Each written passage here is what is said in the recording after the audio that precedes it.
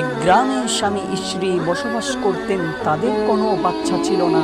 তাই তারা সারাদিন শুধু আল্লাহর কাছে ইবাদত করতেন, হে আল্লাহ আমাকে একটা বাচ্চা দাও।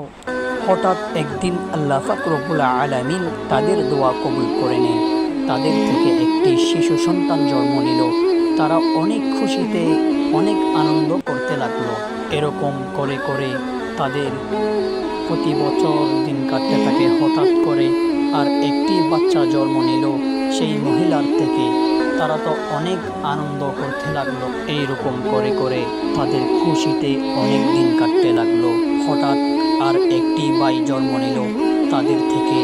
তারা মোটমাট এখন 3 ভাই। এরকম করে করে তাদের অনেক খুশিতে দিন কাটতে লাগলো।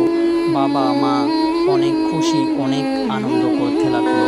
একদিন তার বাবা তার ছেলেকে বলতে লাগলো, বাবা আমরা একটা সফরে যাব, তুমি কি যাবে আমাদের সাথে সফরে? তারা 3 ভাই শহরের উদ্দেশ্য রওনা দিল।